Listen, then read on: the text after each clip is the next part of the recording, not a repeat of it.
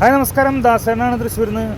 അപ്പോൾ ഒരു വാർത്ത അറിയിക്കാനാണ് വന്നത്. നിങ്ങളെല്ലാവരും അറിഞ്ഞു കാണും. ഞാനാണ് ഇപ്പോൾ ലേറ്റായിട്ടുള്ളതെന്ന് 2-3 ദിവസമായിട്ട് ഞാൻ പറയണമെന്ന് ചോദിച്ചിട്ടുണ്ടായിരുന്നതാണ്. പക്ഷേ ലേറ്റായി പോയി, സോറി. അപ്പോൾ മമ്മൂക്കയുടെ ഏറ്റവും വലിയ പ്രത്യേകത അദ്ദേഹത്തിൻ്റെ ചരിത്ര നായകന്മാരാവുന്ന സിനിമകളെക്കുറിച്ചാണ് കൂടുതലില്ല. നമ്മൾ ചരിത്ര നായകന്മാരാവുന്ന സിനിമകൾ വമ്പൻ വിജയം കൈവരിക്കാറ്. മറ്റു നടന്മാർക്ക് ആർക്കും ഇല്ലാത്തൊരു പ്രത്യേകതയാണ് ചരിത്ര കഥാപാത്രങ്ങൾ ചെയ്യുമ്പോൾ അദ്ദേഹത്തിന്. പഴശ്ശിരാജ് ആയാലും അതുപോലെ തന്നെ വടക്കൻ വീരഗാഥയിലും ചന്തു ആയാലും അങ്ങനെയുള്ള സിനിമകൾ ചെയ്യുന്ന സമയത്ത് അദ്ദേഹത്തിന് ഒരു പ്രത്യേക എനർജി തന്നെയാണ്. ആ സിനിമകളെ വിജയിപ്പിക്കാൻ അദ്ദേഹത്തിന് കഴിയുകയും ചെയ്യും.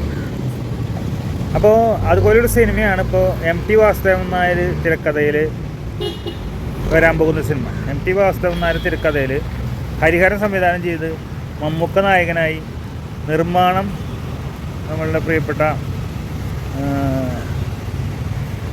വേണു കുന്നപ്പള്ളി നിർമ്മിക്കുന്ന സിനിമ വരാൻ പോവുകയാണ്.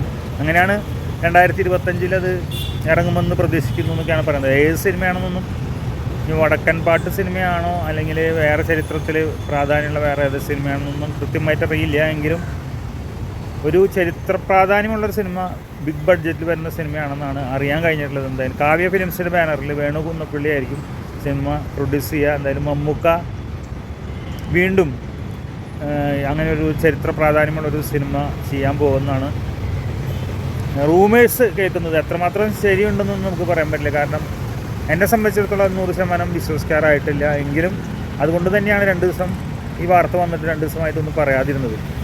എന്തായാലും അങ്ങനെ ഒരു പ്രതീക്ഷ ഉണ്ട്.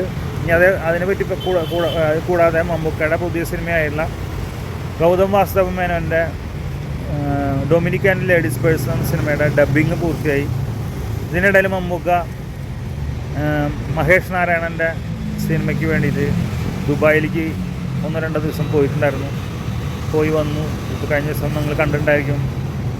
ജുബ്ബയൊക്കെ ഇട്ടിട്ടുള്ളൊരു വെറൈറ്റി ഡ്രസ്സൊക്കെ ജുബ്ബയൊക്കെ ഇട്ടിട്ട് അദ്ദേഹം ഒരു പ്രോഗ്രാമിൽ പങ്കെടുത്തുള്ളത്.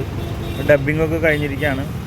അപ്പോൾ ആ സിനിമയും ജനുവരിയിൽ എത്താൻ സാധ്യതയുണ്ട്. എന്തായാലും എല്ലാവർക്കും ആശംസകൾ നേർന്നുകൊണ്ട് നിങ്ങളുടെ സ്വന്തം ദാസേട്ടൻ, തൃശ്ശൂരിൽ നിന്ന്.